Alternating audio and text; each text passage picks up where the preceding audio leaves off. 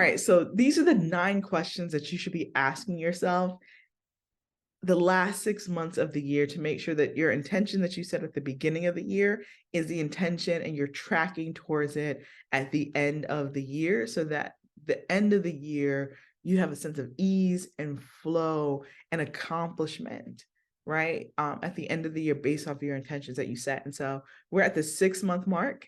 The half of the year is already done. The 6-month mark of you being able to achieve your intentions that you set at the beginning. So this is a refresher of the 9 questions you should be asking yourself in order to either continue with that path or set new intentions that guide you to the success that you want by the end of this year.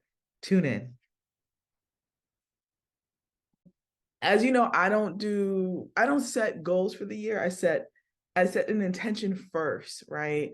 And then like the who, what, when, where, how of how we're going to get there, and then milestones and benchmarks to check the progress along the way. And so I want to walk you through the 8 questions that I posed here on IG Live on exactly January 4th, right? At the very beginning of the year. And it's important to revisit those questions because some of them have changed. Some people may need a reminder. Some people may be hearing them for the first time, and it's going to allow you to really kind of dominate the next 6 months of the year, or put yourself back in a sense of flow in the next 6 months of the year, right? But if you don't set very strategic intentions or be very intentional about your intentions and your actions and your attention, then you keep kind of getting something that kind of sort of looks like what you kind of sort of want it to be, but it's never going to be it, right? And so I want to go through that. Good morning, everybody. Good morning, everybody. And so the first question is like, what intention are you now setting for the next 6 months of the year, right? The last 2 quarters of the year. That may be the exact same intention that you set at the very beginning of the year. For me, in past years, it's been, my intention for the year is flow. There's been years where the intention for my year is freedom. And I set an intention because I need it to be interwoven into all aspects of my life and not just be thinking about it like from a business standpoint or a career standpoint, but what does it look like when I have flow in all aspects of my life? And so flow in the way that our organization is run, flow in the way that my businesses are run, flow in the way that money comes to my business, right? Flow in the way that money comes into my home, flow in the way that joy and ease comes into all aspects. And then it allows me to do an evaluation on all of those things of what currently works, what doesn't feel like flow, what feels like out of alignment with some of the things that we're doing. And it gives me a better sense of what the expectations are, how I want my days to be, who I want to work with, who I do not want to work with, who needs to be on my team, who does not need to be on my team from a business standpoint, from a family standpoint. And so relationship, like me and my husband have that conversation of like, are we in a sense of flow? Because that is the word that is guiding every aspect. And then when you get into meetings or things end up on your calendar, like, is that taking me deeper into my intention, or is that extracting things from my intention or moving me further away from having the thing that I intended to have to begin with? It is the word that I bring into meetings, right? Like, is this meeting set up for flow? Why is this meeting 2 hours when it can be 30 minutes, and 30 minutes allows everyone here involved to have a sense of flow back into their days in the implementation of what we've met on? Like, that's how granular I get with setting the intention as opposed to setting the goal first, right? They go hand in hand, but intentions give you like a little bit of an umbrella, and then you're able to spread it on everything that you do. And so those have been my intentions over the years. This year, my intentions were boundaries and being boundless, right? Those 2 things of setting more boundaries in areas that absolutely needed boundaries to be set. And then in other areas, being more boundless, right? So kind of letting go of shackles, letting go of being tethered to things, being able to explore things that are much more expansive than I've ever felt possible, or that were outside of comfort, right? Of my comfort zone and being untethered. And so it gave me a sense of evaluating my life the same way flow, when that was the intention for the year, and freedom. And freedom, and I didn't even go deeper into that, but the same kind of questions I was asking myself, right? Even just like, freedom in the way that you make money, freedom in how you spend your time, freedom in where you spend your time, right? Like it allows you to just dig so much deeper in all of that. And so this year, like I said, my intention was boundaries and being boundless, and using that as a framework for how I evaluated everything in my life, my friendships, business relationships, partner relationships, corporate partner relation, like all of those things. For my kids, right? Setting better boundaries for them with my relationship with my kids, right? But then also being boundless in certain extents. And what does that mean? What does that look like? Does that mean that I need to change your school? Does that mean that we change activities? Like it allows for a framework through all of that. So let me go through the questions, y'all, right? But I wanted to just give you some context as to the video for the beginning of the year, and those questions, and how you need to ask yourself those questions again, really every quarter. But I think asking it at the halfway point, which is now June 1st, is really important as well, right? And so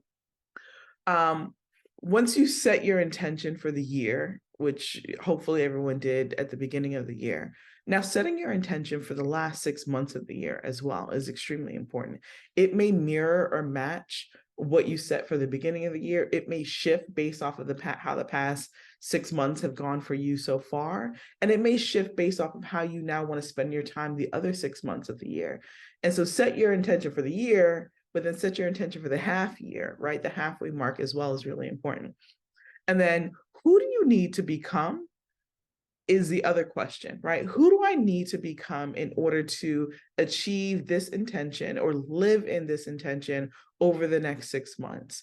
And so what do I mean by that, right? You must, in order to achieve anything, you must become the person that can do the thing.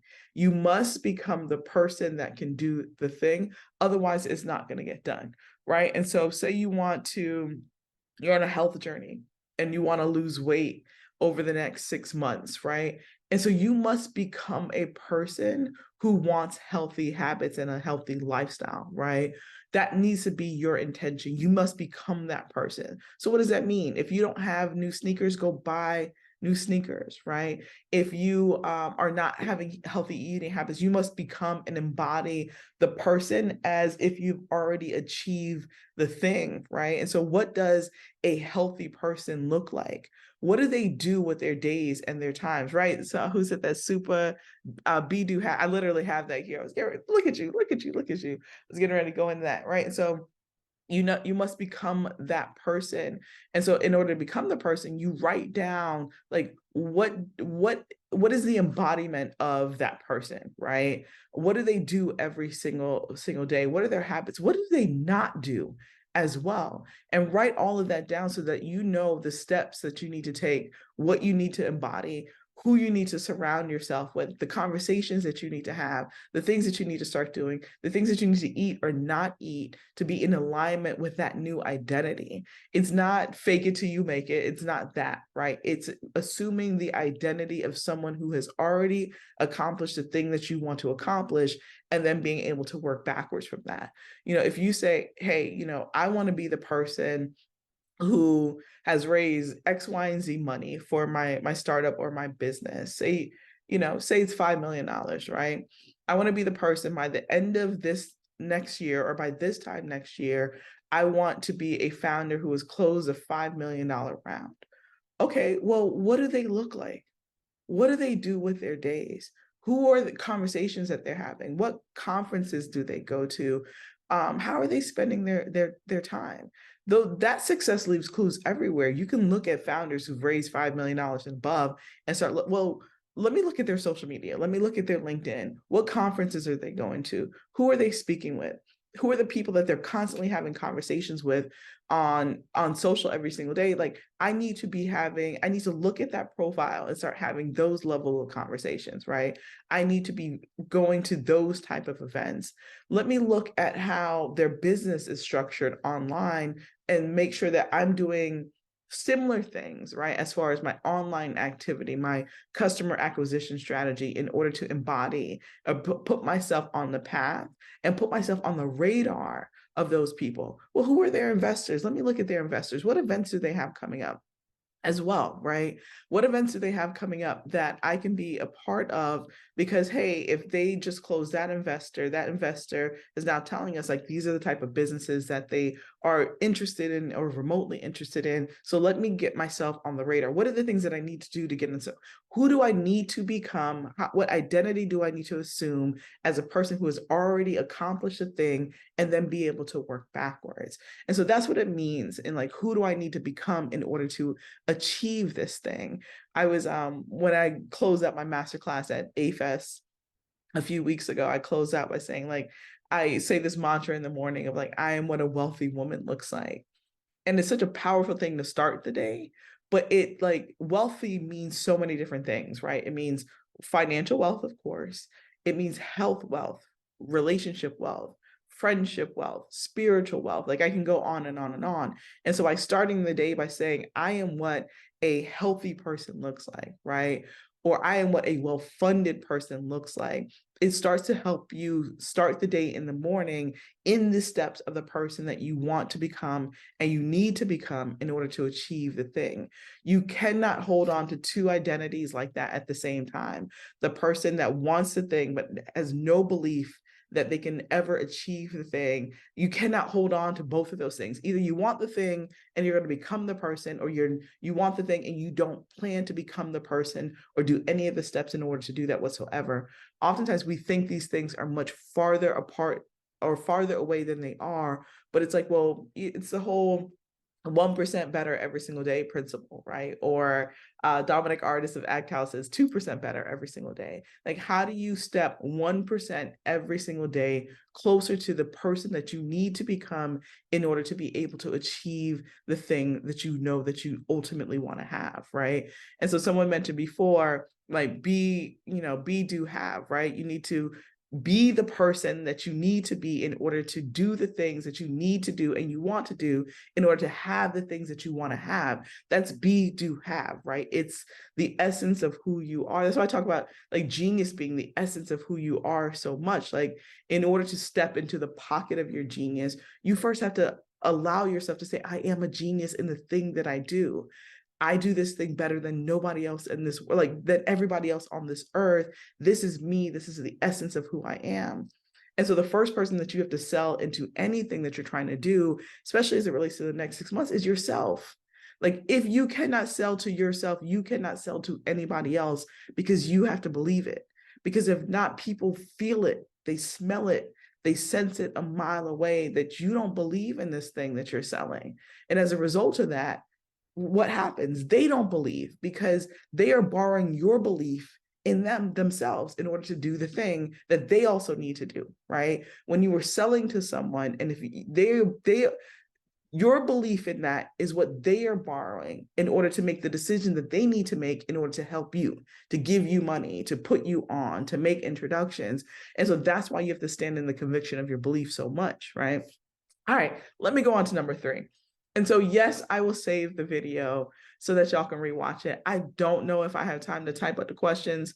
I will try my best to put them in the comments, but I'm always kind of pressed on time. And so please just rewatch the video and then you'll get the questions, and I'll make sure I reiterate all the questions at the end so that you have it all in one succinct way. All right. And so we talked about setting your intention for the half year, right? And it may align with what you set your intention for at the beginning of the year. It may need to have been shifted for this next 6 months because things shift, things happen, good and bad and ugly, right? And so then becoming the person that needs to, so that you can do the thing, assuming the identity of the person who's already accomplished it, and then being able to work backwards. And then the next question is, once you set that intention, why is this your intention? You have to ask yourself, why is this my intended action, my intention that I'm setting for the rest of the year? Why are you setting that? Why is this important to you? Why is this important to you right now? And so knowing that and being clear on that are in the moments that things are wavering for you, in the moments when life has punched you in the gut, and it will punch you in the gut more times than you can ever imagine. You need to know why you are set along this path to begin with. The other part of that is when you start having conversations with people, like when your conviction is tested and questioned, you need to be completely sure as to why you set along this path to begin with, right? And then being able to be very clear in that, you know, the adjustments that you need to make along that path as well in order to achieve the intended outcome. The other part of that is like your intention is all about attention and focus. And that's what we put towards achieving something. And so in those moments, you're like, man, I don't know if I should still do this. Or, man, this is the shiny object and this is the distraction over here. Like, no, I need to be focused because I said I wanted to achieve this because of X, Y, and Z, right? So make sure you know why you want this to be your intention to begin with. Isn't this such a cool unapologetically boss? I got it from the Kim Blackwell's Accelerate conference a few weeks ago. All right. And then the next part of that, question number 4, is what will happen as a result of this intention? And so you know why you've set the intention to begin with, right? And then, well, what do you want to happen as a result of that intention? It's the same thing I asked about when people understand what their zone of genius is, right? Once you realize your zone of genius, well, what the heck do you want to happen for you and for others as a result of your genius? Why? Because what does the Bible saying go, like, or the church saying go?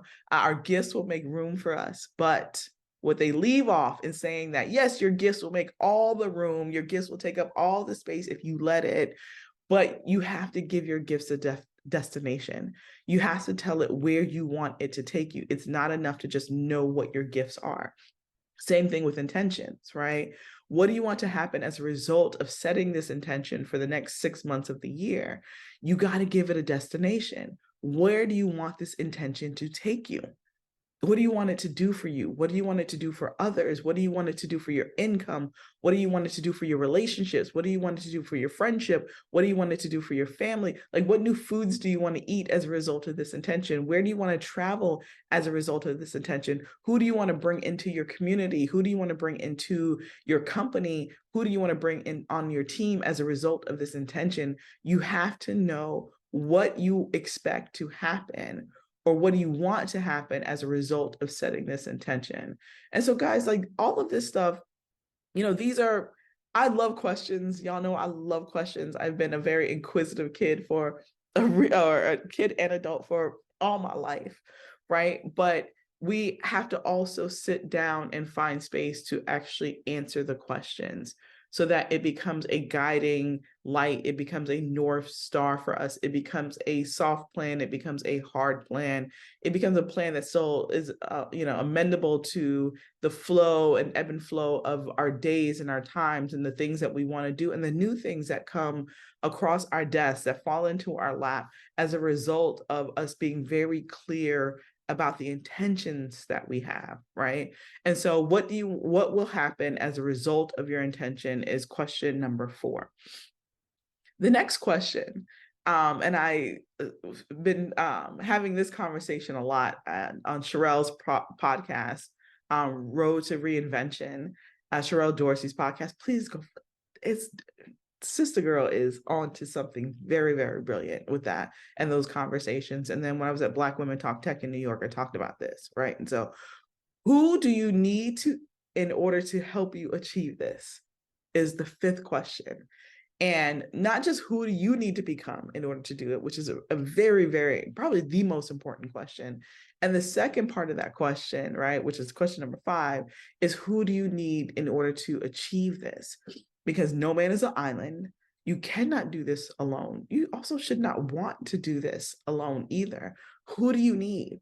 Who do you need to add to your company, right? What new team members do you need to have in order to get to this thing faster, better, cheaper, bigger than ever before?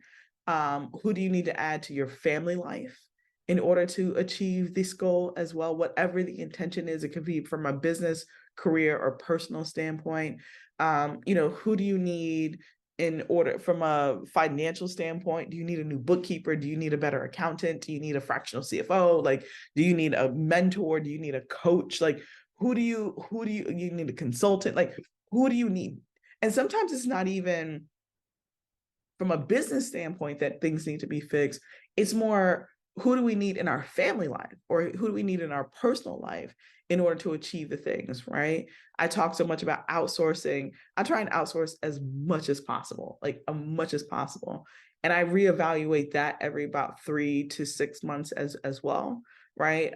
How can I buy back my time is the biggest thing, right? You get to a point where it's like, how do I buy back my time? Because I only have 24 hours in a day. But if I'm outsourcing and I have a team, I get to leverage some of their hours that add on to mine. I'm able to get more things done. But if I'm constantly bogged down in things that are not within my zone of genius, I actually cost my company, I cost my family more than I actually think that I'm truly bringing in from a monetary standpoint. And so who do you need on your team? That could be hiring a babysitter once a week. It could be getting the laundry outsourced. It could be, using Postmates or Uber Eats more than the time that it takes you to grocery shop and to cook, right? And I'm saying things that are a little on the personal side, but when you realize that that saves you an extra 20 minutes, 30 minutes, 40 minutes, an hour, 2 hours, those add up, right? And if you are the person that is bringing the money into your family, if you are the person that's bringing the money into your business, if you're the person whose responsibility it is to bring the money, the partners, strategic partners into your division or the company, that you run, or the position that you're in, like, you need all the time in the world to stay in the pocket of that. Why? Because not everything happens like that. Sometimes relationships need to be nurtured over the course of days, weeks, months, years, and you constantly need to be doing that. And anything that takes you out of that really costs you more than it actually helps you, right? And so there's ways to outsource on a budget. Like, you don't have to commit to hiring somebody full time, but what does it look like to get a 2 extra hours, right? I remember years ago, and then I'm going to go on to number 6. Years ago, there was this place in Miami called, what was it called? I can't remember what it was called. Anyways, it was like an indoor playing facility. And this was before I had my son, right? And so Ori was like, I don't know, 2 or 3 at the time. And it was like this indoor playing facility. And it also had like a nail salon in the back, but that was not the point, right? I remember I could not hire like a nanny babysitter. I also didn't feel comfortable because my daughter was born micro preemie. She had all these like challenges early on. And so it was very, very particular about and very nervous and anxiety ridden about leaving her with anybody. We overcame that, right? But anyways, this place, God, I'm upset that I can't remember the name of the place, but there was this place that would do, you can bring your child there and they can play in this indoor jungle gym thing. It was really cool. And you could pay for supervised play for up to 2 hours. It was $16 an hour for up to 2 hours. And I don't remember what meeting I had, but it was like this Zoom meeting. It was extremely important. And I remember seeing the place, but I had never tried it out. And I needed someone to just watch her, keep her attention for 2 hours while I would just had some time to like do this meeting. And I jumped into this place and they were just like, yeah, she can do supervised play. Somebody will play with your child while you sit right there in the corner on the computer or work. You can grab some water, some fruit water. I thought it was the coolest thing in the world. And it was so convenient for me, right? That was a deal that was like, I feel like a few $100,000 that I was able to land because someone could play with my child while I could still see them. Someone can play with my child, right? And I know it sounds crazy, like, Felicia, you just paid someone to play with you. Yeah, I had to, because I needed to give my undivided attention to that call in that moment. I needed to make sure that there were no distractions. And more than anything, if I could be fully present in that, and my child gets the playtime that she wants, then the upside, right? You think about the 30 something, $32, as opposed to bringing a few $100,000 and potentially missing that because I didn't want to spend $32 because of what people would say or how I felt or like whatever it is, right? And I'm just giving you one example, but like you always have to weigh the opportunity cost in things, right? But then like how do you outsource? How do you outsource? I was on a call not too long ago. There's a project that I'm working on that I need to hire somebody for, and I was just like, man, like I feel like their budget and my budget do not align, right? And we don't align. But then I ended up on a call with someone whose fee was much less significant. I mean, super, super, and y'all know where I'm gonna get ready to go with this, right? And I ended up on this call with this person, and the call was the most annoying call I'd ever been on in my life. In my life, the most annoying call. There was distractions everywhere. The Zoom wasn't coming through. The person was making all these kind of noises. My Zoom is set on record by default, right? Just because I always used to forget to record. So I turned it off.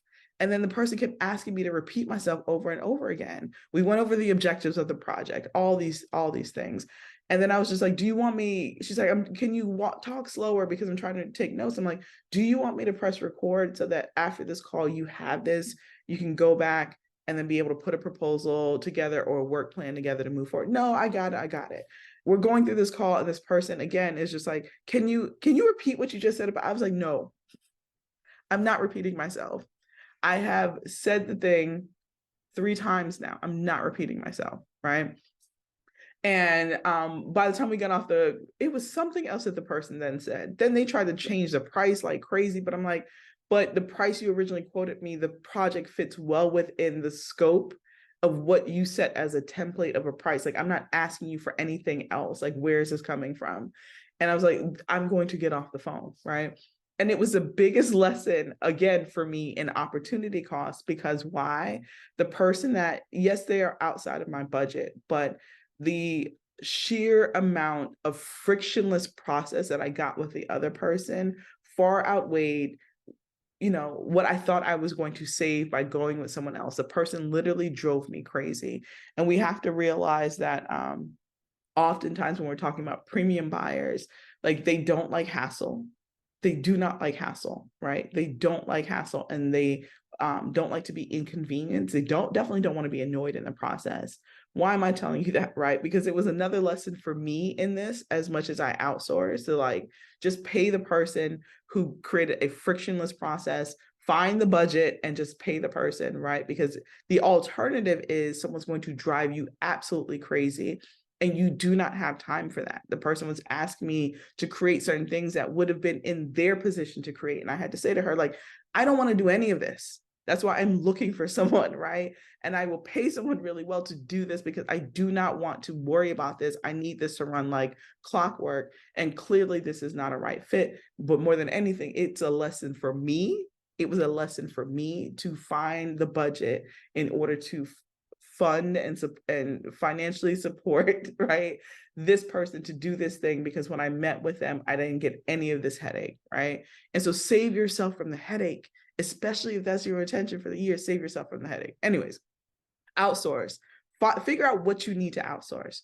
And if you go through the zone of genius quadrant, it will literally tell you what you need to outsource. Everything in your zone of excellence box, everything in your zone of competence box, everything in your zone of incompetence box. Take yourself out of the misery, right? Because time is a commodity that none of us get back. We do not get it back. And that's why time is infinitely, infinitely much more expensive than money. Money can be replenished, right? You can lose money, you can make money back. You can lose money, you can make money back. If you like our government, they can print money anytime they want, right? But your time, you cannot print more time.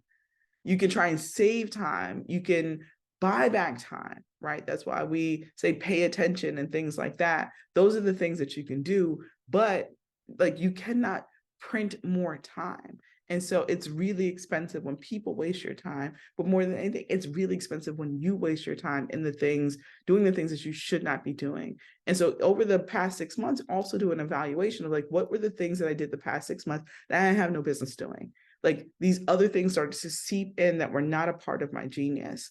Hold on. Where can I find the worksheet? I'm talking so fast. I don't know what worksheet I talked about, but please let me know what I said specifically and I'll point you in that direction. All right. So let me get back to this. And so that was question number 5, right? And then question number 6 is, what milestones do you need to set in place in order to track your progress? This can be done in so many different ways, right? It has been done in so many different ways.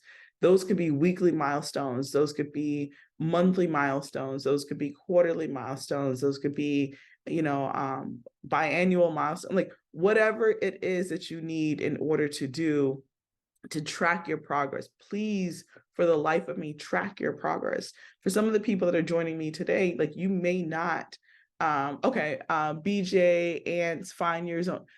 So this book has it, right? Shameless plug, right? And so on my website, Genius Jam, it has that framework in there. It has 7 points to getting to your genius and then how you spread your genius on every single thing that you do. And then the other book that I always recommend, because I've been a student of Gay Hendricks and Katie Hendricks, is Big Leap, which has it in there. It originated from there. And then I just built upon all the things that they were missing that left people like on a cliff here without clear direction on actually how to apply that into their life. And so that's what I'm talking about. Or that's what I reference. Okay. And so tracking your milestones is extremely important, because how else will you know that you are tracking towards whatever goal or success looks like to you if you don't take the time to say, all right, let's measure success. Let's look at the data. Let's look at our progress. Let's look at our lack of progress in order to know if you are tracking towards your goals. And so you have to set the cadence that works well for you. There are some things that I do that I track every single week, right? There are some certain things that I do that I track every single month. There's some things I track every single quarter. There's some things I track every 6 months, every year, right? And then multi-year as well. We're constantly tracking our progress. I mean, a lot of the work that we do, we're constantly having to update people on numbers and stats and where the entrepreneurs are performing, like all of these things. Like we do surveys within Black Ambition quite a bit in order to track how the entrepreneurs are doing based off of the investment that we put into them. And so those are things from an organizational standpoint that we're constantly tracking. Are we meeting our revenue goals? Are we meeting our fundraising goals? Like, our budgets, like these are all things that you need to make sure that you're tracking. So put the cadence in place that helps you. But as it relates to your intention, try and track that quarterly at minimum, right? Like, how are we performing in the first 3 months, in the first quarter? How did we perform in the second quarter, third quarter, fourth quarter, so that but make sure you put milestones in place so that you can make sure that you are on the right path, that you have the right people, you have the right support, you are the right support, all the things, right? This one is really important, and this one is a little bit different. And so we're now on question number 1, 2, 3, 4, 5, 6, 7, 7. And so set the consequences if you do not stay on track to achieving your goals. Set the consequence. Hold on, someone is what is the consequence for you not staying on track? What is the consequence for you not achieving your goals? What are the consequences for you not staying in the pocket of the intention that you set at the beginning of the year and this new intention that you're setting at the 6-month mark, halfway to the end of the year? Why? Why is that important? And I actually got that from Nehemiah Davis, right? Set the consequence. And the consequence has to be big, and it has to be expensive, or it has to be painful. What does that mean, right? If you're not a Trump supporter and if you don't achieve or stay in the pocket of this intention by December 31st, you got to send Trump's campaign, $1,000 check or $5,000 check. And you got to do the public check mark to saying like your name will publicly show up as supporting this person. Like, what kind of I'm laughing because that is a hell of a consequence that I don't want to have to pay, right? And so what kind of consequence can you set? I'm in this really amazing mastermind like 2 years ago. One of the guys said that like if he doesn't achieve his goal, and it was like a financial goal for him at the end of the year, like he would have to send his ex-wife like a $5,000, like just press the button and send her. And he's like, I'm telling you right now, I do not want to do that. Right. And so that was his intention. He wrote it down. Well, that was his consequence. He wrote it down. He shared it with everyone else. And he met his financial goal. That's how much he did not want to send her any money or any more money at the end of the year. So that became a driver for him. Like there's a consequence, and there's a real consequence to not achieving this goal and not staying on track. And so for many of us, we don't share our goals out loud. And I've talked about that in a previous video, not because it's too big or too audacious, but because if we do that, then someone knows what it is, and we are now going to be held accountable. And if we do not share our goals out loud, or if we know that there isn't like a real consequence other than just like a personal consequence of feeling defeated, if we do not share that, then there's one, nobody to hold us accountable, but two, we can constantly move the goalposts because no one else knows. And there's not a painful enough consequence to not achieving that if you can continue to move the goalposts, right? Like, all right, I didn't achieve this, I'll give myself another 6 months. I didn't achieve this, I'll give myself another year. I didn't achieve this, I'll give myself another 5 years. Like, no. I think there's like some Newton law that like the time that you get, the longer the time that you give yourself is the time that you will give yourself in order to achieve the thing. But if you shrink the time in which to do so, you oftentimes are able to achieve it in a short amount of time, right? Like if you say, hey, instead of having an hour meeting, we have a 30-minute meeting. It's always so interesting that you can still get everything done in that 30-minute. But if when you have the hour, we conflate that. What is it, conflating the time to match the time in which we've allotted to the thing. And so shrink the time. Why? Because wealth has a need for speed.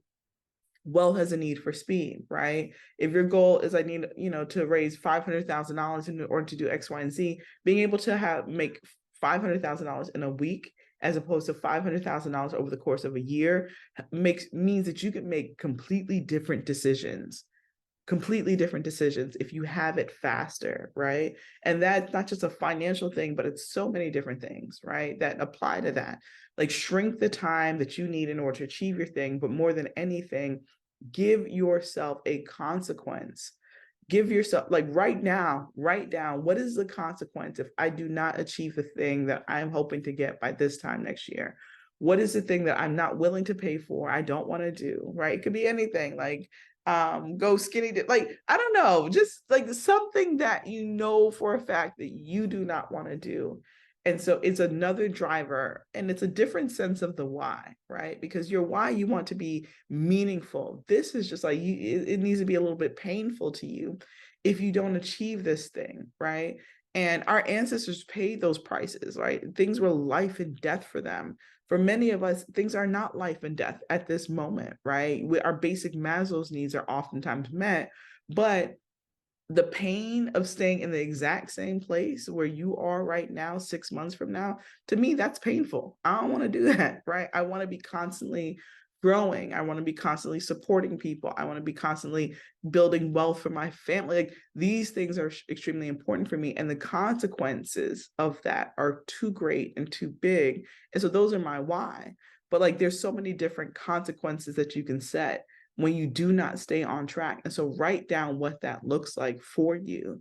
Make it big, make it expensive, make it painful so that it's a driver for you. Because sometimes, some are driven by a why, but sometimes a lot of us are just driven by the pain or a consequence, right? Of the inaction that that's a counterintuitive to our goal. All right. And so set the consequence is really important. And I got that from Nehemiah Davis, and it's been really, really helpful for me in the past few years. And that example that I said about sending a check to Trump's campaign is actually one of my consequences for something. And so I do not ever want to financially support that man. And so that is it. All right. The next one, number 7, how will you celebrate when you achieve that goal and you achieve that intention, and it's interwoven into every single thing that you do in your life? Like, how will you celebrate? Because this is the other one, right? The setting the consequence is extremely, extremely important. It's so important, right? It's a driver for action in so many different ways. But then celebrating your wins is really, really important as well. I'm sorry, I'm keep flicking because I'm getting all these meeting notifications on my, my calendar. And so how will you celebrate is the other part of this, because so many of us are on a really beautiful, successful, amazing rat race, right? Or hamster wheel. We're just constantly going and we don't take the time to celebrate. And so we there's constantly like, well, what's next? What's next? What's next? I'm like, no, what's present? Like, take the time to celebrate. And I'm constantly asking friends that or students that, like, all right, you just had this big win. How did you celebrate? And it doesn't have to be like, a trip to Japan and all these things all the time. Although a trip to Japan is really cool. It doesn't have to be that. Sometimes it can be just like going to whatever sacred place that you have that makes you happy. And maybe that's like, grabbing a fruit and cheese plate from Starbucks and, some champagne or apple juice or sparkling apple juice or whatever, and just sitting with yourself and say, I did that. Like, I did that. Like at one point in my life, I thought that this was absolutely impossible. And I'm literally sitting in impossibility in this moment. Please take the time to celebrate. Write down what it like how you will celebrate. What does celebration look like to you? How does celebration register in your body? And please take the time to celebrate your wins. Because if not, you end up on this really dangerous and unhealthy hamster wheel where you're constantly just moving on to the next thing because of what the endorphin high or whatever that is that it does for you in the body. But if you don't take the time to celebrate, like you can get so lost in all of this if you're not careful, right? But then you can also look up and you've achieved all the things and you don't have a sense of joy. You don't have a sense of happiness. You no longer have a sense of connection to the work that you're doing or the reason that you're doing it. I'm telling you that from experience, right? When I was running the Center for Black Innovation with my husband and my business, like that was the hamster wheel that we were on, right? We were setting goals, we were achieving things. We never took the time to celebrate any of the wins. Every now and then we would like go to a dinner together, but we would be so exhausted in that dinner that all we could talk about is like getting to the next level or the next or complaining about X, Y, and Z going on. And we had some really, really big moments that we never celebrated. And it starts to wear on your body in ways that are just really unhealthy. And I would have to stop a few times and just be like, man, we achieved this big thing that we thought was impossible, that we thought was like the biggest Hail Mary. And we got the thing, and we didn't even take the time to just acknowledge that we won, right? Or acknowledge that now we have the freedom or the financial freedom to then go on and build this program in the way that we wanted to build it, because we thought we were going to have all these restrictions and all this craziness. And there's always this bureaucracy and always like drama, like all these things, but like nobody else is going to celebrate unless you celebrate and you define what celebration looks like. And it's not a post on social media. That's not celebration. That's acknowledgement. And I think those things are important because why? It shows other people that it also can be done for them too. Like, I'm not one of those people that is just like judging people. Like, no, pop off on social, especially if you are the same color as me, pop off, because you are letting everyone else know what is possible, right? Especially if someone has come from a similar background as you let them know what is possible. You hiding your accomplishments does not serve yourself. It does not serve anyone else. You fought and won hard battles to achieve that thing. So let people know that the fight is worth it. But that is not celebration of your accomplishment for yourself personally, right? I'm a Pisces, so I love the water, right? And so I will find moments to go to the beach. I'll find moments to just go sit by the water, and I will acknowledge that I'm sitting and standing and working and living and praying in a moment, an instance of impossibility, right? And so hold on to that for yourself. And so that's number 7. Like, how will you celebrate? Figure out a way to celebrate, and celebrate big and bold and audacious in your way, and then set the goalpost higher. And then when you get to that, celebrate as well, right?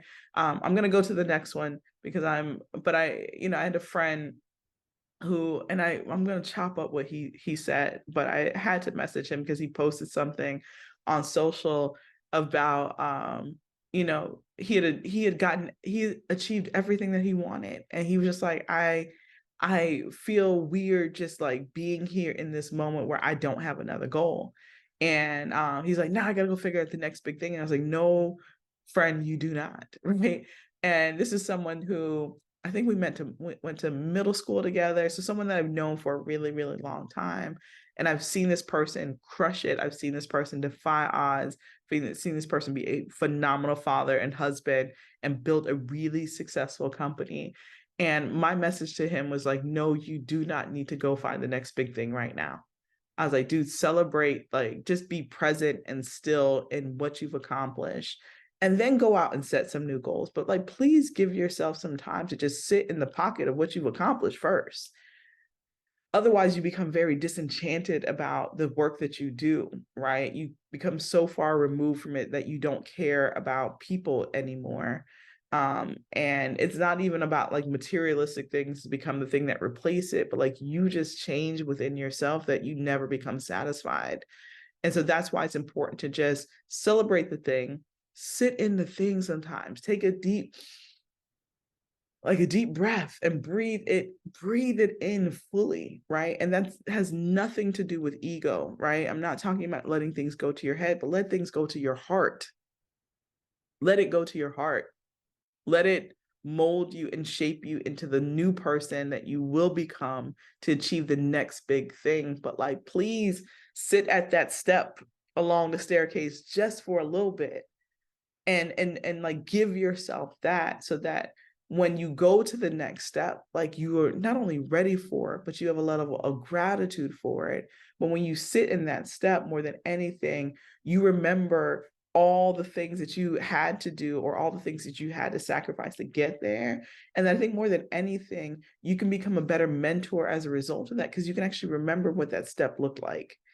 And sometimes people are moving so fast that they have no context or no full memory of how they got there because they didn't take the time to just breathe it in. So please take a moment to sit there just for a little bit and breathe it in, and then go on to the next step, right? Because of course there are new levels with your name on it when you keep accomplishing things, but just don't lose sight of the journey is what I'm trying to say. Don't lose sight of that. Find the time to sit and celebrate. All right. I stayed with that a little too long. Clearly that comes close to the chest because I didn't do it for a really long time. And we didn't do it as a team for a really long time. And I think, some of the breakdowns in building businesses with friends and family can come from just not sitting in it a little bit and being too hard on yourselves and too hard on your goals and not realizing that. And I think that may be a cultural thing sometimes where we feel like we can't celebrate wins. Um, I would also say that was a lot during the pandemic. I think that was I had a lot of private conversations with friends that was really hard for them to just be like, the world is falling apart, but I'm winning right now. And I have such guilt winning when so many things are crumbling around me.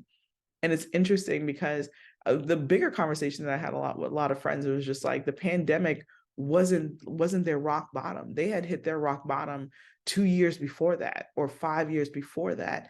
And it prepared them to weather that storm in ways where they were winning when the world was falling apart. That's another conversation for another time. But those conversations were so deep in the fact that like when the global pandemic and corona punched us all in the gut, for a lot of people that wasn't their deepest rock bottom.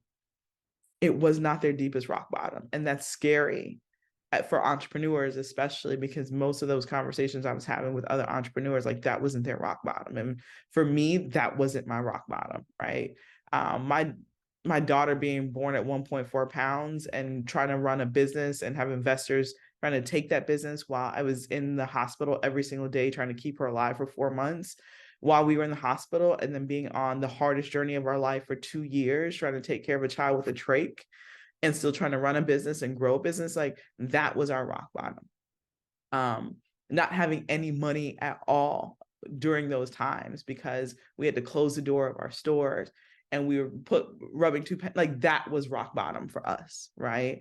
And so everything else, any storm that happened after that was not like we were able to build a fortitude to weather those storms, that they didn't impact us nearly as much as like that moment when you're literally fighting for your survival of your child. You're fighting for your mental survival of like, why is this happening to me, right? When you question God, and you should not question God, but you muster up the courage to still question, because you just don't understand, like, why is this happening the way that it happens? You know what I mean? And then also fighting for the financial survival of the thing that you built with investors that you trusted that did not go the like, that is the rock bottom, right? And so when you see someone thriving in moments where like things are crumbling around everyone else, you have to ask yourself, well, damn, what happened to them before that for them to be able to be the strength and the rock for other people in this moment? And that was a conversation I had with a lot of quite a few of my friends. It was a conversation I had with my dad, right? And so it's just interesting, right? Very interesting. Isn't this crazy? My daughter is literally, I'm talking about her and she literally is calling me right now. Anyway, she's probably gonna call me at least 5 times.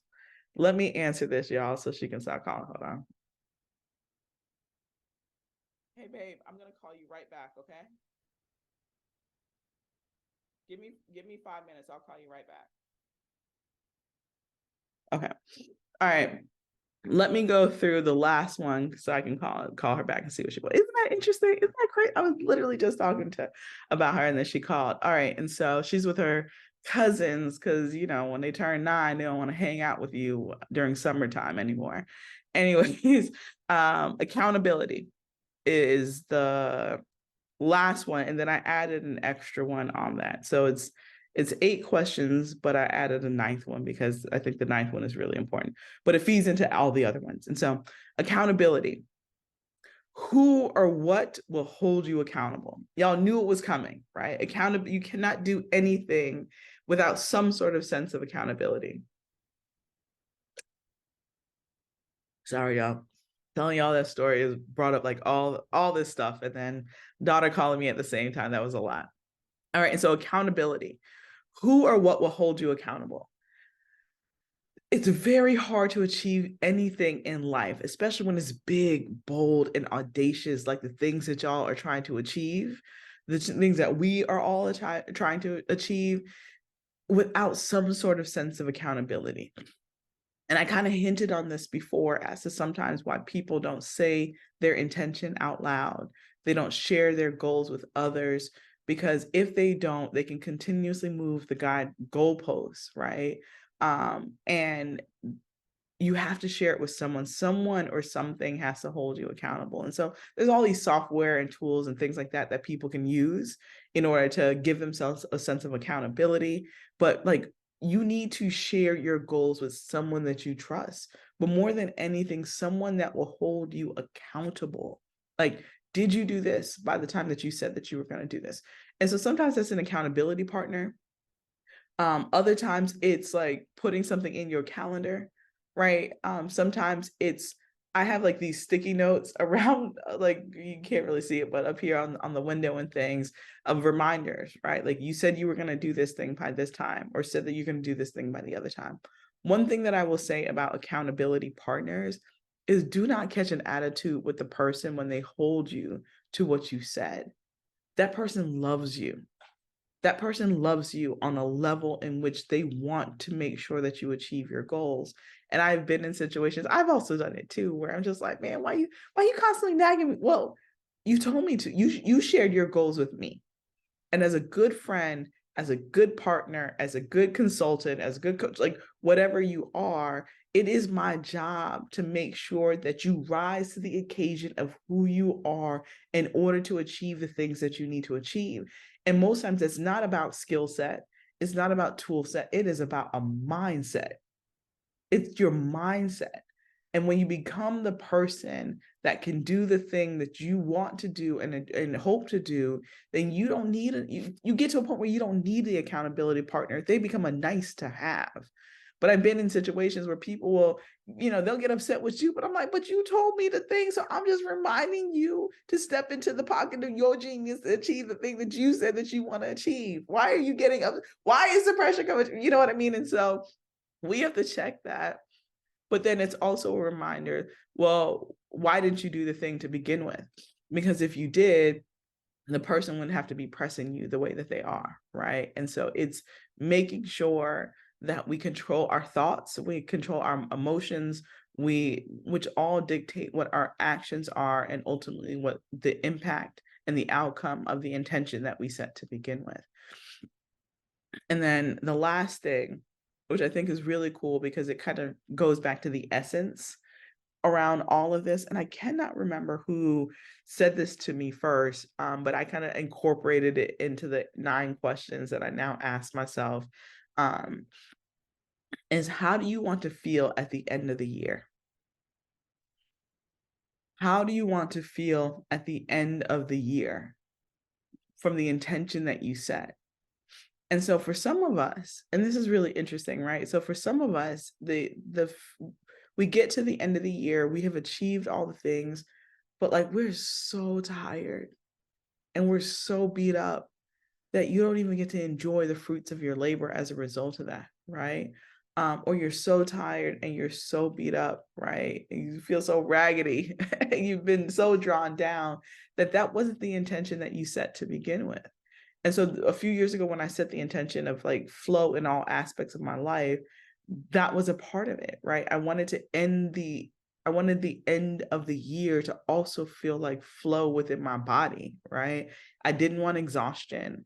And that kind of went to like, how was I going to make money? I didn't want exhaustion money. I didn't want stressful money. I didn't want a depressive money. Like I wanted flow. And what does that look like in all aspects? And so that also turned into, well, that's how I want to feel at the end of the year. And so my intention that I said at the beginning of the year and reevaluating it, I will reevaluate it today. That's part of this conversation, but it will still stay in alignment of, boundaries and being boundless was the intention that I set at the end of the year. I got that right. And I also still got some of it wrong over the past 6 months. And so that's a part of the evaluation process. But I want to feel boundless and I want to have strong boundaries at the end of the year as well. And so defining what that looks like and am I tracking towards that is really important. But at the end of the year in December, I don't want to feel tired. I don't want to feel stressed. I want to feel like a job well done. Right. And I want to be able to take the family vacation that we now take at the end of the year.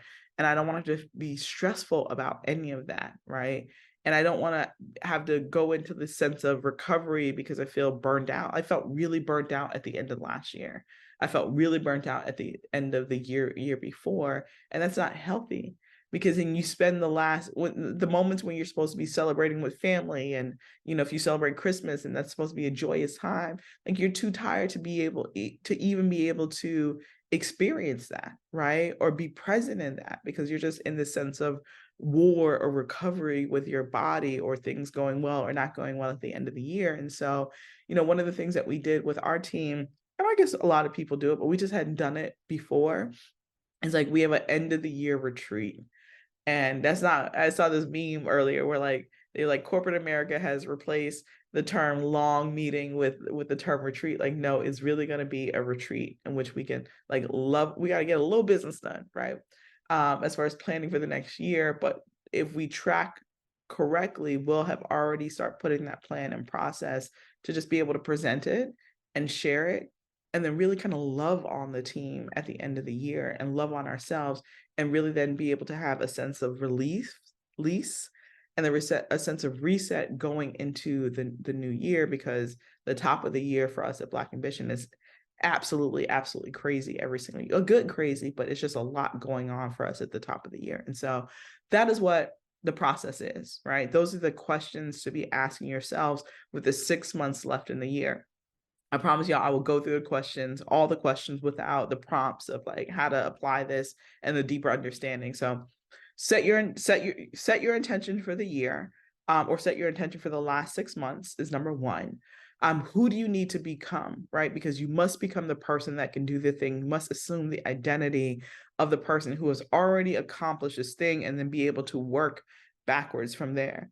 Why is this your intention, right? The attention and focus that you put towards achieving something is what an intention is.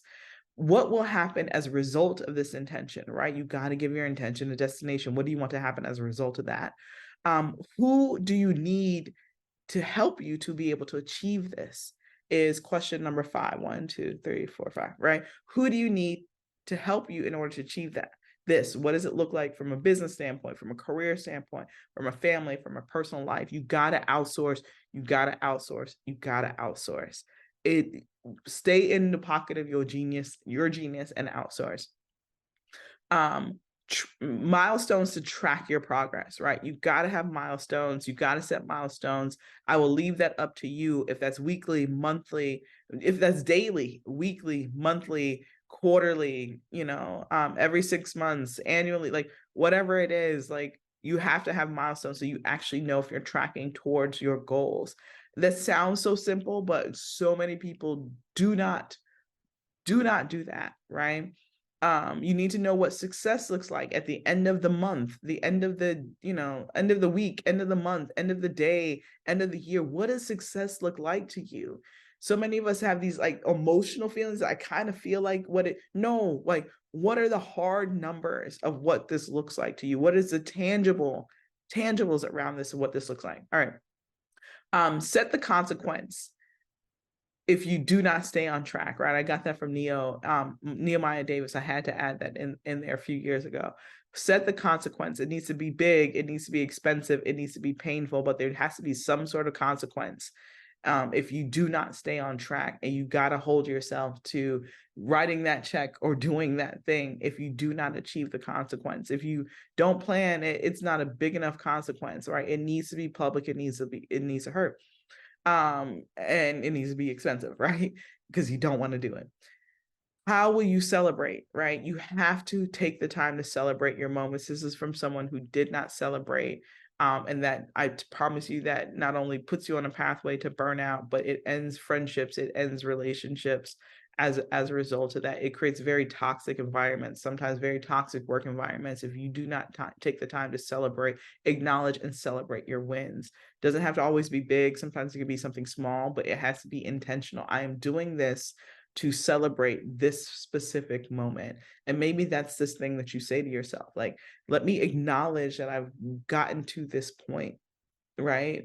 It may not be a celebration for anybody else, but it's a celebration for you. So celebrate. You got to celebrate your little wins, because that's how you build a framework to celebrate the big ones. But moreover, you won't even recognize the big wins if you don't celebrate the small ones.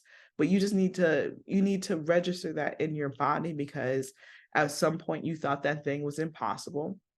And you have to acknowledge that you are going to stand in impossibility so many times in your life and along your journey. But you got to recognize what that looks like. And you got to recognize at that moment that you get there, so that you can continue to recognize it when you get there and you get there and you get there again. All right. And then accountability. Who or what will hold you accountable? There are all these mechanisms that you can use. There's software, there's apps, there's all the things. But I really think it should be a who. Share your big, audacious goals and plans with somebody that you know will hold you accountable. And when they hold you accountable, do not catch an attitude with them. Treat them with the sheer love that they're treating you by holding you accountable to this new version of who you're going to be when you achieve the thing that you thought was impossible. And then last but not least, how do you want to feel at the end of the year? That could be a word. That could be something that you just write down. Like, I want to be able to feel like this at the end of the year. And I think for me, the way I want to feel at the end of the year is present, right?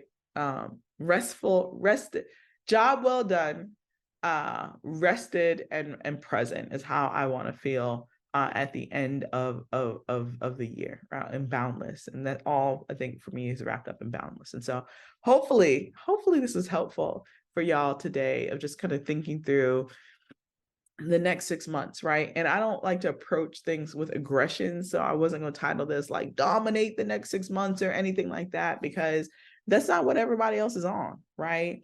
It's like you define whatever the intention you want for the next 6 months, and then go out and get it because it's yours, right? Because if you step into the person, if you become the person who can do the thing and achieve the thing, it's already yours. It already got your name on it.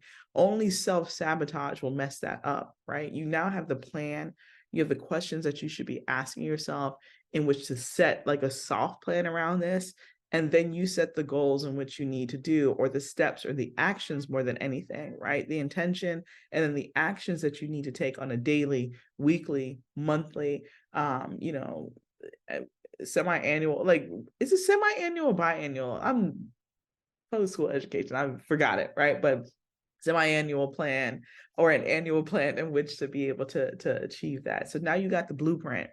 What are you going to do with it, right? You have the blueprint now. What do you plan to do with it? And so let me answer a few questions, and then I'm going to jump off because I need to prepare for an 11 o'clock board meeting that I have. Are you saving this live? I'm absolutely will save it. For sure. I think a few people asked that. I'm going to save it. I will figure out a way to share the questions. Yes, this is recorded. I got you. I got y'all on that. Oh my, I'm so sorry to hear that. Your story is really inspiring. Thank you. Thank you for saying that. It has my life has been a journey. I find and I sit in that celebration for too long. Smooth by Sugar says, I find I sit in that celebration for far too long. Don't sit in it too long, right? Because there's new things that you want to do. There's new things that you need to do as well. And when you're very clear about your intentions and your why, and you put an action plan around that or as a part of that. I heard something else from something that I was watching the other day, and they talked about setting an implementation intention, and I thought that was amazing. I cannot remember the author who coined that term, but y'all go look it up. I will dive deep into it and then maybe apply this and share what I've learned in another lesson. But there's a whole kind of framework and process around an implementation intention, which just off the title alone, I was just like, everyone needs to do that. When I teach courses, and I got one coming up, right? And so Genius, Monetize Your Genius is coming up in June 11th. And so if y'all are interested, the link is in my bio. Spend 3 days online with me, coaching you, guiding you on how to monetize your genius through the Genius Income Blueprint. Super, super dope 3 days. But I always stress people after they complete my program to bake in like a week or two to really set like to do implementation of what they just learned, and not just jump from one program to the next program to the next teaching to the next teaching. Like, that doesn't serve you, right? So many times we think showing up to the training is the work. It's not, right? It's a part of the process to prepare you in order to do the work, but it's not the work, right? And so making sure that you have some sort of intention around how you plan to implement the things that you've learned, or the things that have gone well for you or not gone well for you, is also an implementation intention that you also need to set. And so I'll come back and circle on that because I want to dig deeper on that. Hey Brett, man, how are you? Every time I see your name or your IG videos pop up, like, it puts a massive smile on my face. But I guess that's why you do Black Joy Fest, Black Boy Joy Fest to begin with, right? Tabby said, I'm learning that part of the plan is that it won't go exactly as planned. I don't think any plan goes exactly as planned, right? You will constantly get the thing that comes really close to the thing that you want. And I think that's really by design, right? Sometimes you hit the nail on the target, but a lot of times it gets really close in this really eerie way. I always give people this example. When my husband and I were running our food company, I really wanted to be on Good Morning America. I was like, man, we get on Good Morning America, we'll absolutely make it. We never got on Good Morning America for our food company. We ended up getting on the Today Show. And it was the best thing for us, and it almost broke us too. Not broke the relationship or broke the business because of how much traffic that we got. that we just weren't fully prepared to take advantage of every single opportunity that came across for us. But I always say that because like what we started to do was like look at what all the companies that were featured on Good Morning America, like what did they look like? What stage were they at? What kind of marketing materials?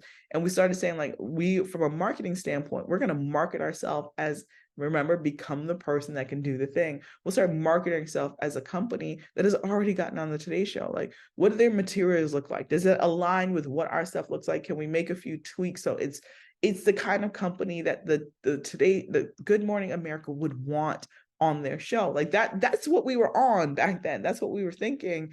And we never got on the Good Morning America, but we got on the Today Show, I think within a year of like setting that goal. And so sometimes that's what happens, right?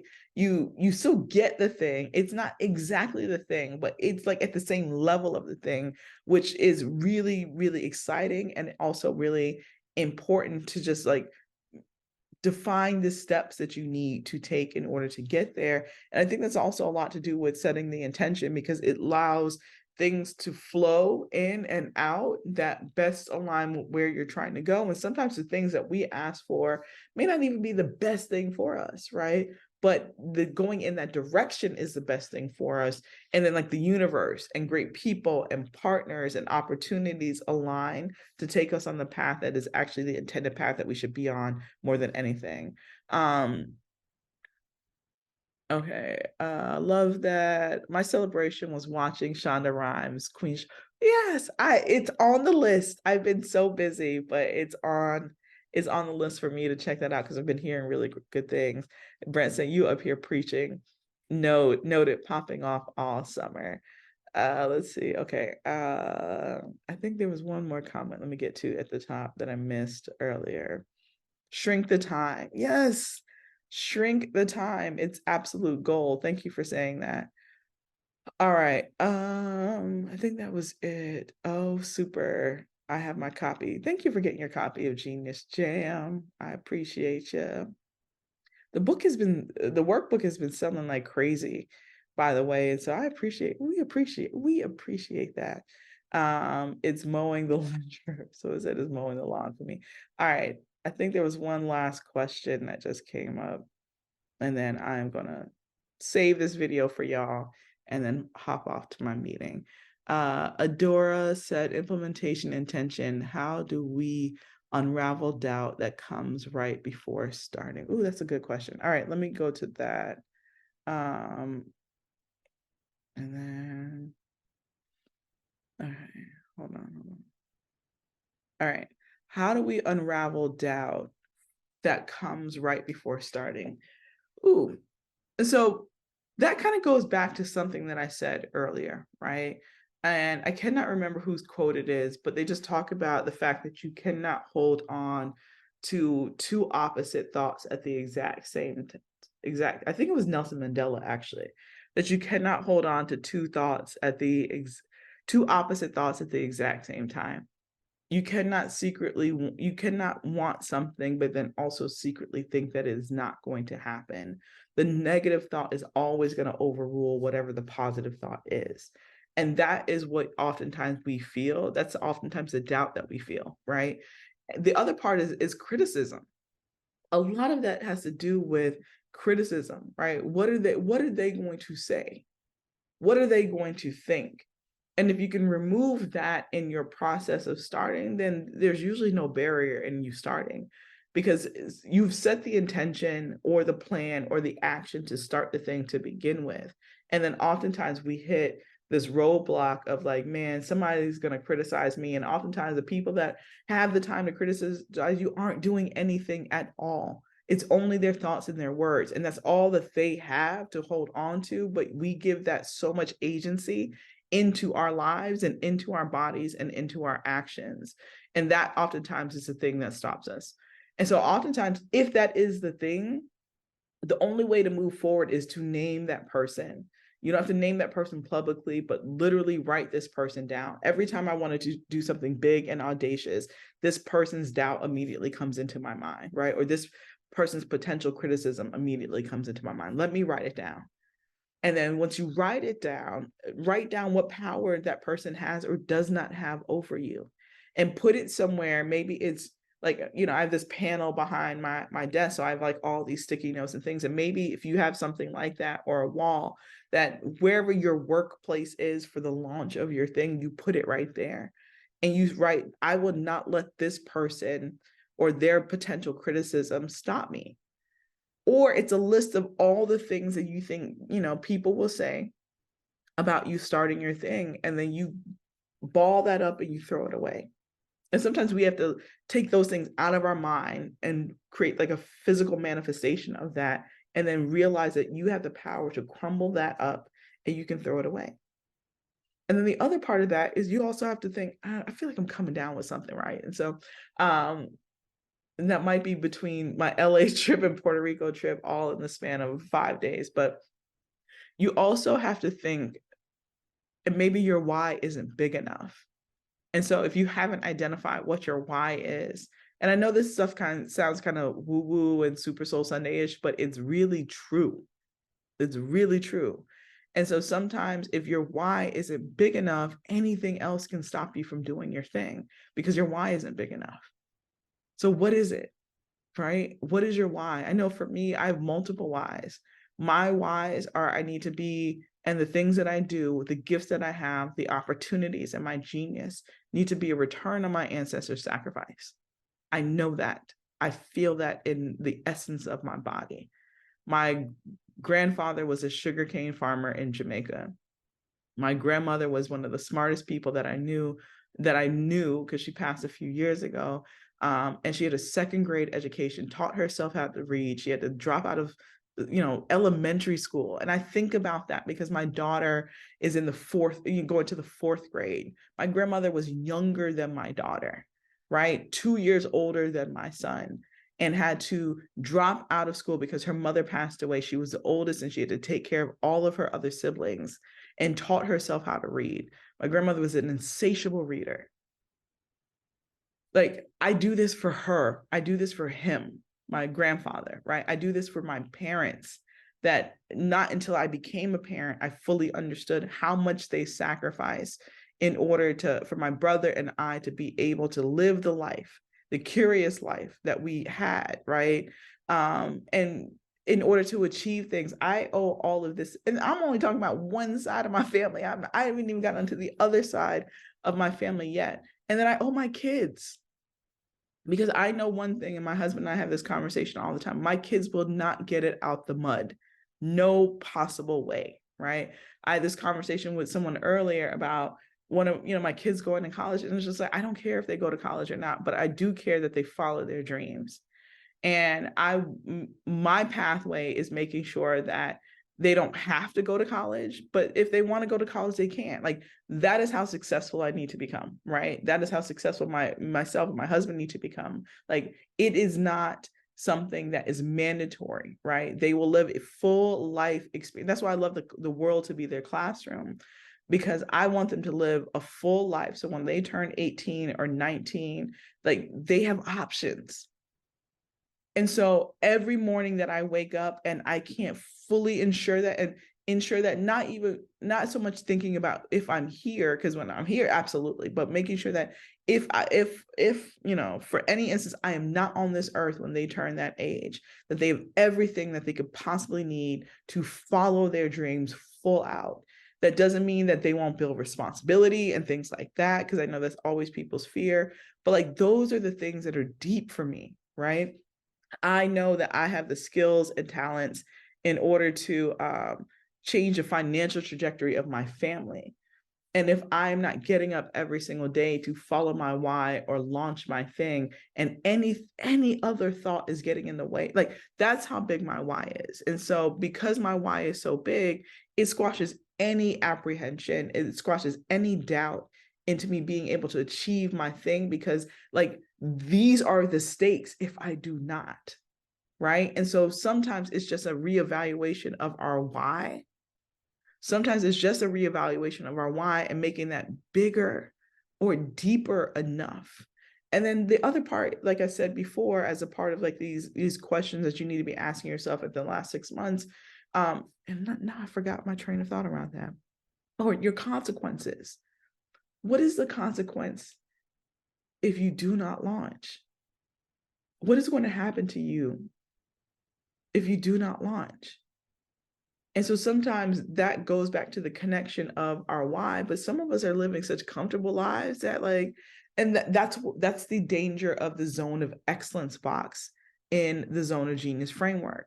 Your zone of excellence is people call it the comfort zone, but it's so effing dangerous because you could just live a life coasting along. But there are consequences for you not stepping into the full breadth of your genius. And you have to realize that. And when you recognize those things, there should be nothing that stops you from your why. There should be nothing that stops you from you launching your thing. Be unstoppable. There should be nothing that stops you.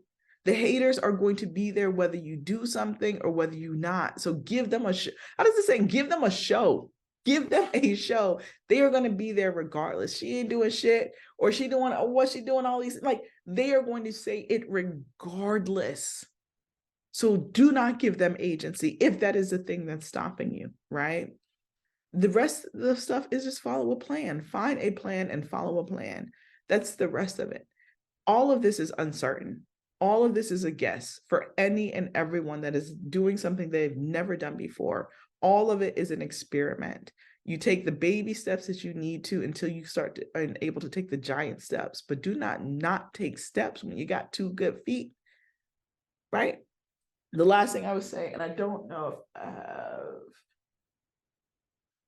I think the book is in my other room, but I'm gonna go back to the book, The Big Leap, again. And I often talk about the zone of genius framework in there, but that's not the dopest part of that book.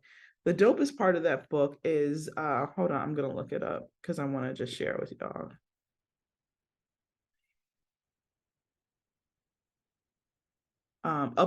He has a chapter, I think chapter 3, upper limiting,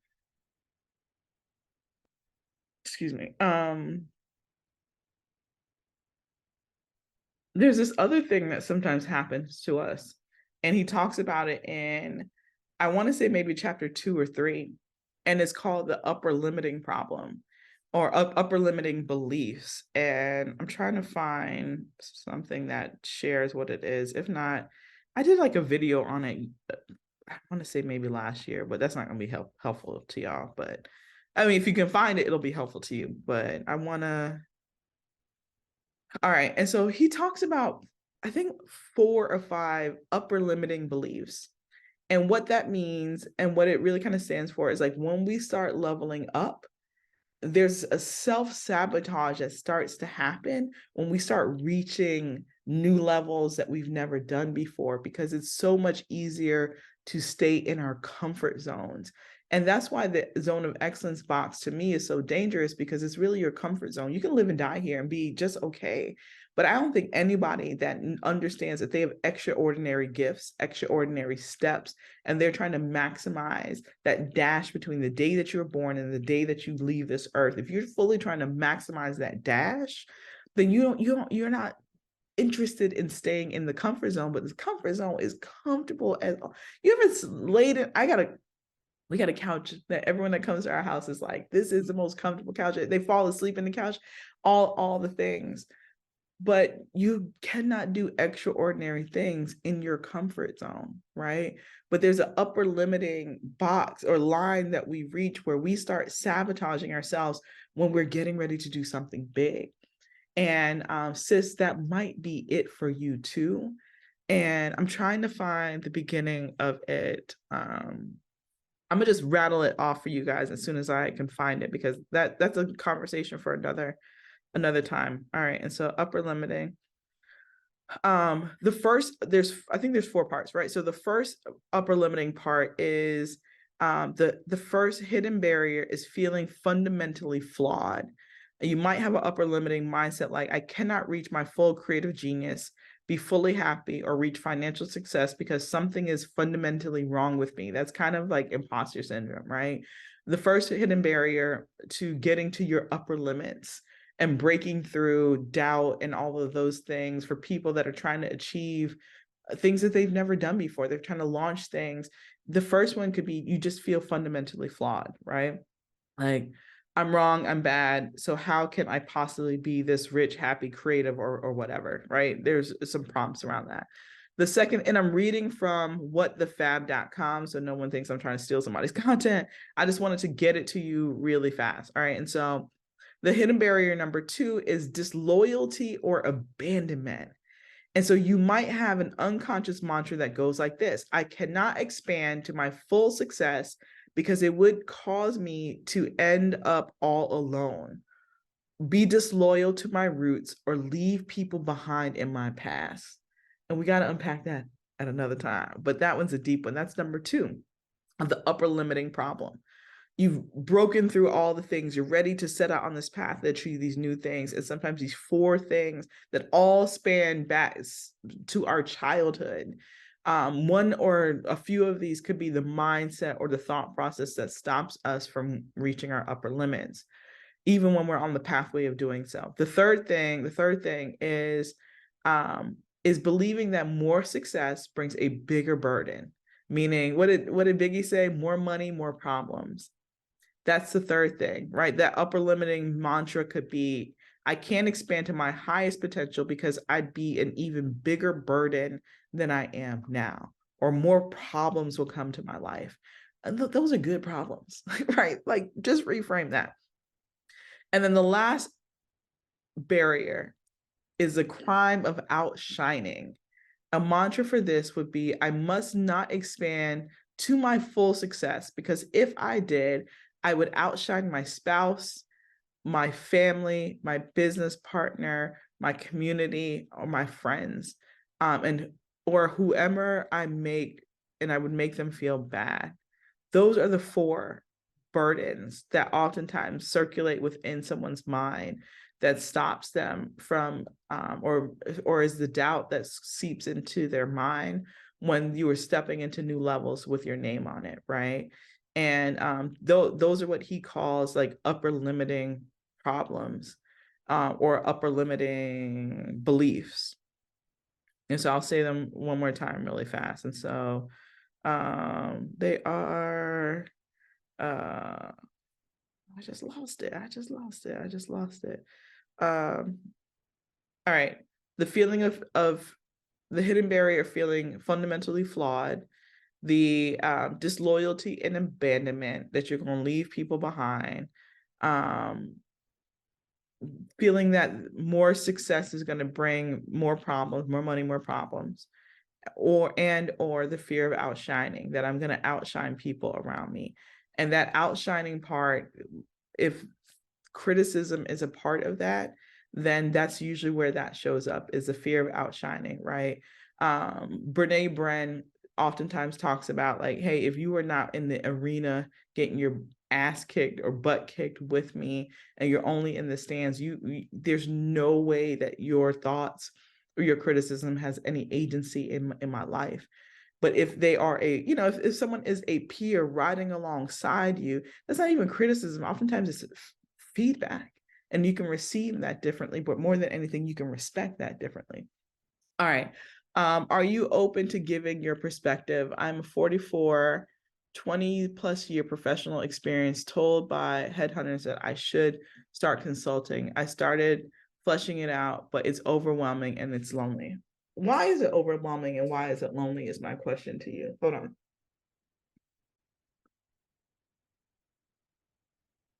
And so my question to you is, if it's overwhelming and if it's lonely, you have you had 20 years experience.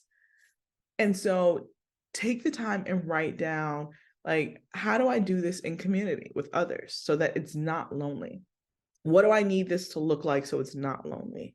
What do I need this to look like so it's not overwhelming, right? And so acknowledge the feelings that you have in your body, that this does feel overwhelming and lonely. But y'all, we always have to remember, you're not a tree.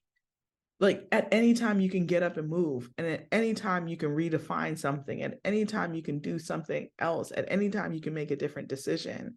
And so acknowledge the two things that you feel, that is overwhelming and lonely, and then literally just take out a sheet of paper. I have 1,000,001 notebooks, but I love taking a sheet of paper out the printer and just writing it down and saying, what would make this feel less overwhelming? And what would make this feel less lonely? What is it that right? Go back to the questions that I said.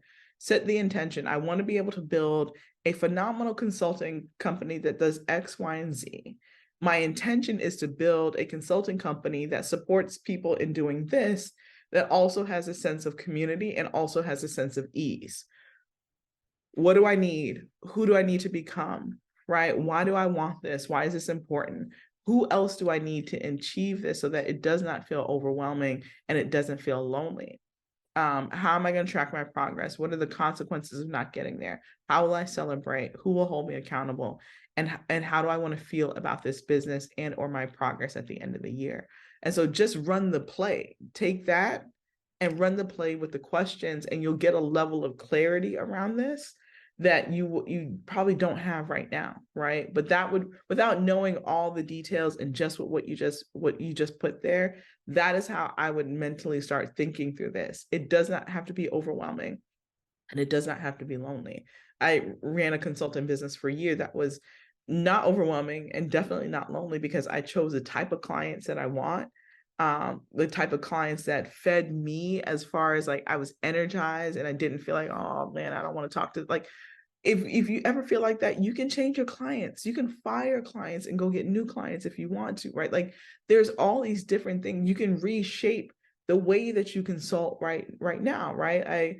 I'm on an advisory board for Amazon BBA. Like, that's consulting, but it's in community with other really dope people working towards a really phenomenal goal. Like, you can redefine that, right? I did one-on-one consulting for a long time. I didn't love it. It's not that I don't love it now. The way that I had it structured back then, I didn't love it. And so I didn't want to get on calls and feel like, oh man, I don't want to do this. Like, I don't want to solve this problem for people. Then I realized, like, well, let me change it. Let me market myself and promote, so I can get the type of consulting clients that I want to have, that bring joy, that I know I can find a very quick and easy solution to their problems, because we may not need to be on the phone for an hour. Or I may not need, I hope you're picking up what I'm putting down. Like, you get to define and decide that. And then if you don't want to do one-on-one, like, there's group consulting and group coaching. Like, I've seen people do it so many different ways. And then when it doesn't serve you anymore, then don't do it. And then stop and then figure out another way, right? Speaking is a form of consulting. Like, there's so many different ways in which you can do this. Voxer, I see a lot of people run Voxer consulting businesses because they don't want to talk to someone on the phone, but they want to be able to be accessible to that person. And so, like, hey, they put a thing together where they can send them voice notes through the Voxer platform for a certain amount of money, a certain fee, a retainer every single month. And it's not a live call. That person sends them a question, they respond with a voice note, so that you're not typing things and long theses. Like, there's so many different ways to do it. You define what brings you joy in doing this. All right, y'all. I gotta for real jump off now, because my board meeting is in 7 minutes. But I will save this. What is the book she's reading from? I was reading from, hold on, let me make sure I get this person their credit. The book is The Big Leap, and it's the chapter on the upper limiting problem. But I was reading, because Gay Hendricks doesn't have like the written version of what the 4 upper limiting problems is. I think he has a video on it, so go look it up on YouTube. But I was reading the 4 prompts because I thought I had the book up here and I don't, from whatthefab.com blog, and they were going through what the 4 upper limiting beliefs are. So I was reading from that person's blog post about her cliff notes from the Big Leap book. All right, y'all, I gotta go. I'll talk to y'all later. I am going to screenshot these 2 questions from Badass Hair Day. And if you could shoot me a message, I will shoot you a message to respond to that. How about that? We'll do that way. All right. Talk to you later. Bye, y'all.